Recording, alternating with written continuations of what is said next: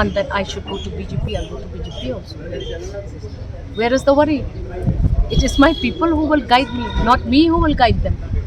So my people are very focused, my supporters are very focused.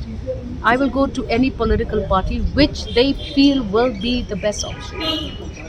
But option number one, which is the Congress, doesn't seem to be in the offing for us, because we already have a person who says that he is a Congress candidate in my constituency. So you can imagine the craziness of this election.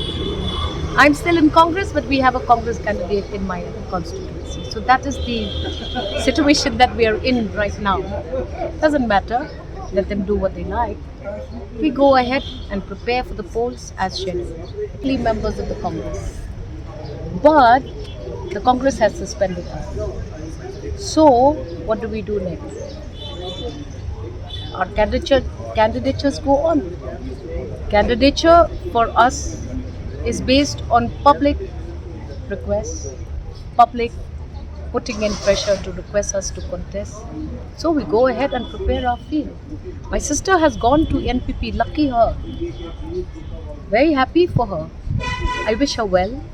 I hope she will be an efficient alternative in the political scenario.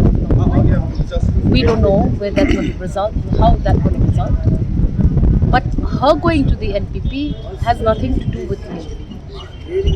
So I will take my decision and I will decide in-house with my constituents as and when I meet them in their homes.